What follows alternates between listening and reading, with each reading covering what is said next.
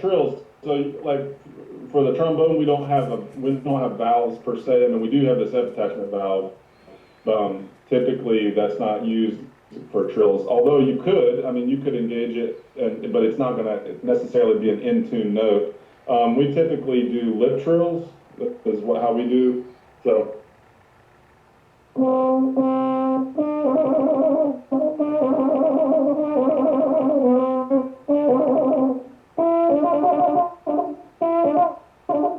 So that works really well in that register. That's middle C, basically, where I started at. It works less well in the middle to lower registers. So like.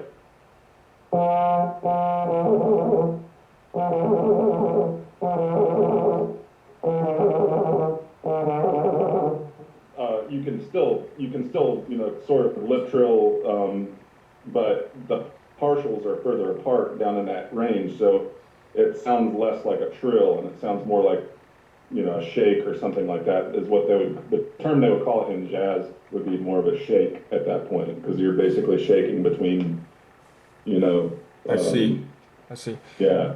So you recommend like middle C as like a guideline, like above middle C? Yeah. Okay. Yeah, I think that's probably good. Yeah. Semitone and whole tones are equally easy to do. Like. Yeah. Mm-hmm.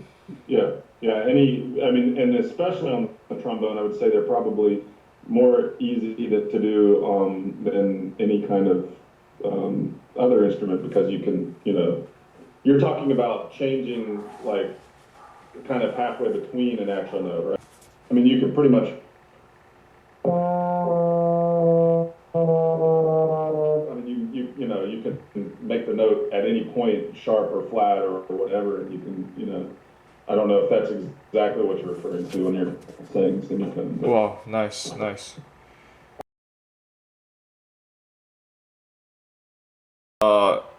Rip, which means like in the same position you go up the harmonics. Yeah. How does it?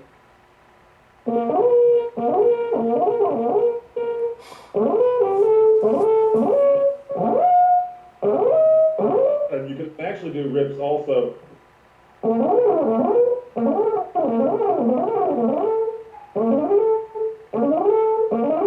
So I'm actually changing partial. I'm going against the grain, changing partial. So let's see. So it's just essentially I'm moving the slide like a glissando, obviously, but I'm moving my lips up instead of down. Okay. And it allows me to kind of change partials against the grain is what they call it. But starting off, sort of the standard one that's used quite frequently is the straight mute.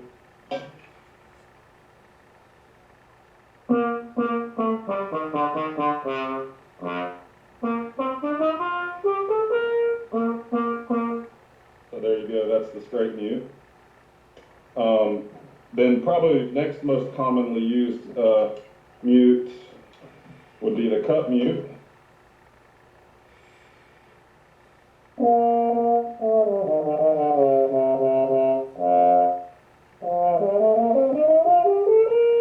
And you can use it. Yeah. It can be set to really be quite muffled sounding.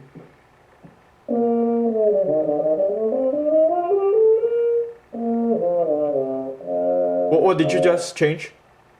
Well, I just moved this up portion. It can adjust like. Oh. So it goes closer to the bell basically. I see. You can really dampen the sound even more. If you're looking for that kind of a color contrast. That is the cup mute, right? Yes. Okay. Cup mute. Then let's see. Maybe the next most common would be the plunger, which is actually a plunger, and it's used for like.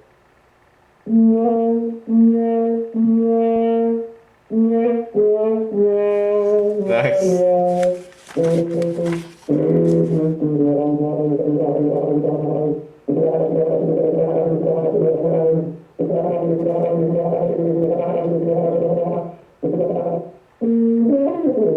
So You were playing the same note, but you were just opening and closing, right? Exactly. I'm Okay. just going, and it kind of gives you this like interesting sort of almost vocal like speech kind of quality almost.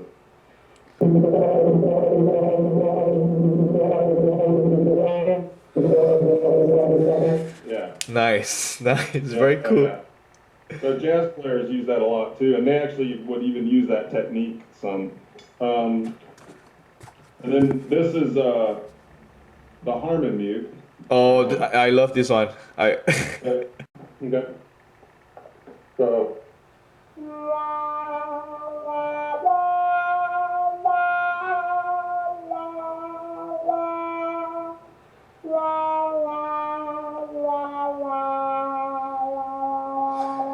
Nice. Yeah. So yeah, you can do all kinds of stuff with that. And then the final mute that really is very rarely used in any kind of modern composition. It's mostly a big band era mute. Is this? It's called solotone. So it's actually sort of similar to the straight mute, but it's slightly different.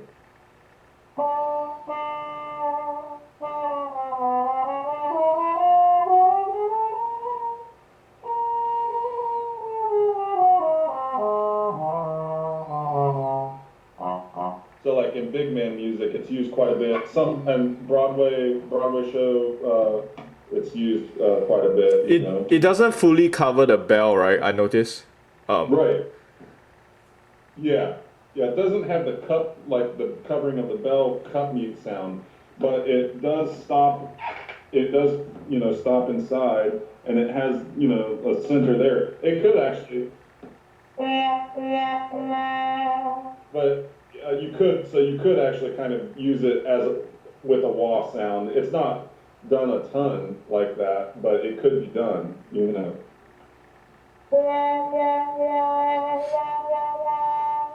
Did you remove was there a covering or it was like that? Yeah, on this solo tune, that's just how it is. Oh, okay. Yeah. Okay. That's kind of interesting.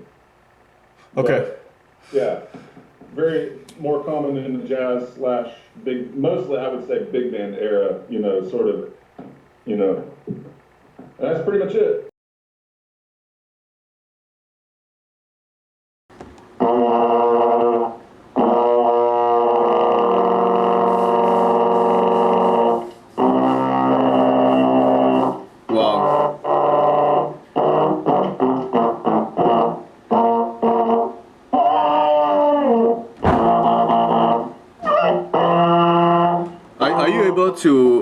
Are you able to do like singing a constant note? Like because right now I think you're singing and playing the same note, right?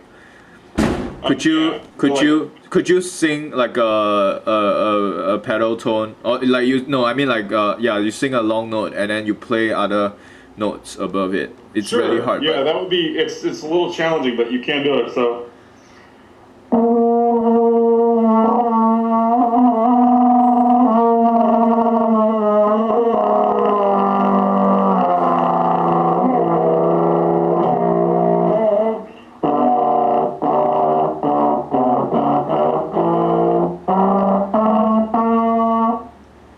Basically humming a B flat and then playing through a B flat scale, kind of going down and back up a little bit, sort of. You were singing the B flat, right? You were singing the B flat all the time. Yeah. Okay. Yeah. Okay. Wow. Yeah, so you can do that pretty much on most notes, and then you can also do it in your falsetto, like.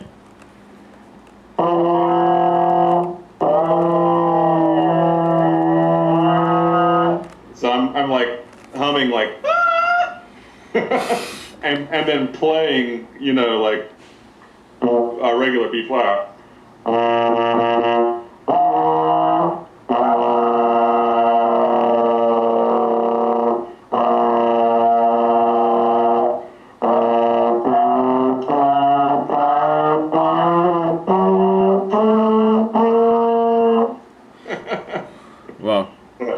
Wow, very cool. I think given the fact that the sound, your instrument sound is so loud, right? Like Yeah. the singing can be easily muffled. So I feel that it can only be used in like a solo situation or something. Sure. Yeah. Yeah. It should be like a solo situation. Yeah, very much. It's of course we can sing any range that we want, but regarding the is there a range of the trombone sounds that you would restrict if we are doing singing while playing? So like for example the flute right, we try to do the lowest octave. The lower register is the best for the flute. Like Yeah. the sound would be the best from the flute. And I would say that that's probably that's very close to being the truth with the trombone as well. I would kind of stay in that from like say low B flat. Maybe you might be able to get away with getting down to low F, you know. Yeah, you could still do it. And then, you know, but once you start getting up much beyond the octave above that, you could start making it be a little more difficult. Like B flat right, below middle C. Yeah. Okay. I mean, you can go. That's the F. That's the F above middle C.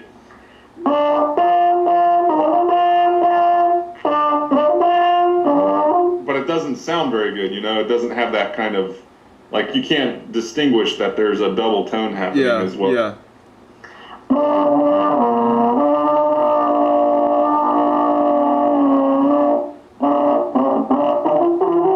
I mean, I'm humming lower there and playing high, you know, the F.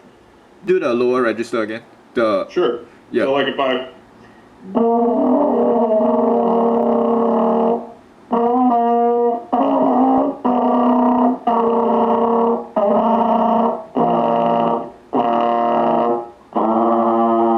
Wow, this is good. Huh? I like that. Yeah. I'm humming unison with it. This is really clear. This one is really.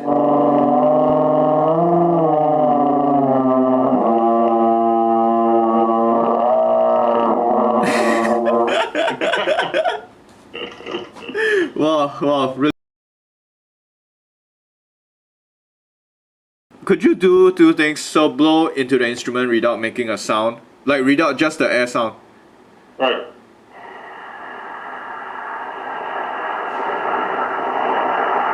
Can you hear it? Yes, I can hear it. Okay. Now you can change that. You can change it a little bit and like sort of going, you know, like.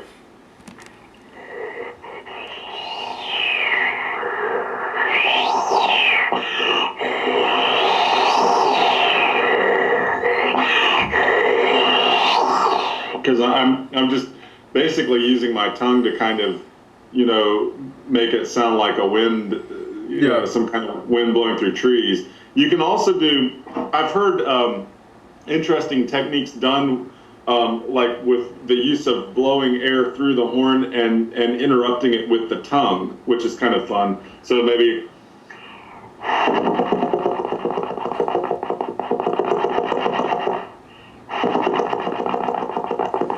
So I'm kind of just stopping it. So I'm just basically blowing the air through and kind of stopping the air with the tongue, like that. Nice, So, nice. Yeah. If you just blow into the mouthpiece. Yeah.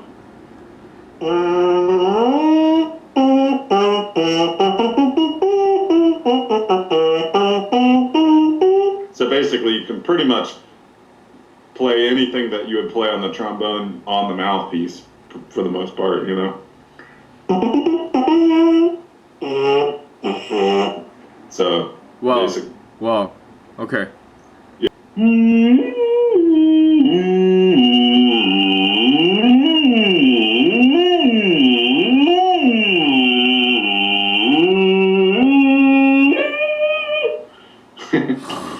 Is it? You can also It's do, amplified. I feel that it's somehow amplified through the mouthpiece. Yeah, it might be. It might be. You can also take the outer slide off and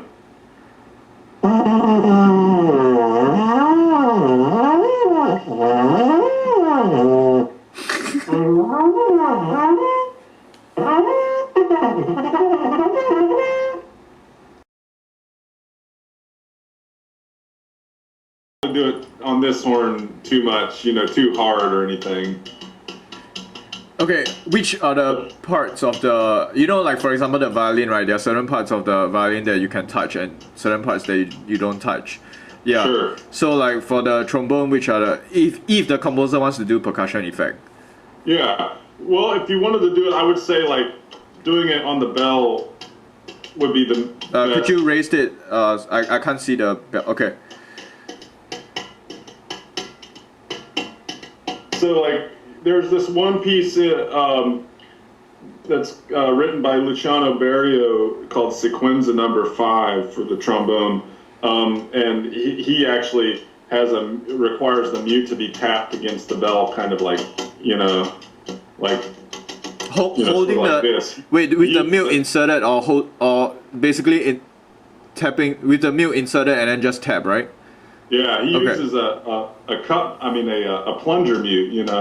I remember when I showed you the plunger. I have to use my plunger mute. Yeah, Well, Anyway, but basically he requests that it be tapped, on the bell like this at one point, So it doesn't project. It's not a very loud noise, but you can hear. You could do. Wait, where were you hitting? Right behind, right? So there I'm just kind of flicking it.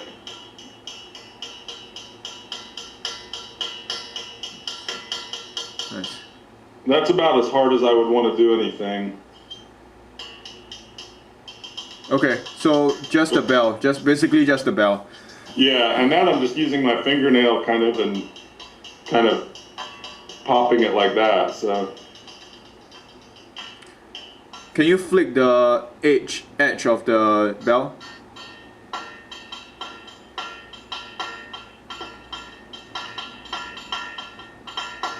Wow, sound is very different. yeah. It already sounds like a percussion instrument.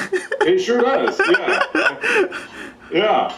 I never really thought of it, but yeah, it does. It actually has a timbre of almost like a bell. Yeah. Okay.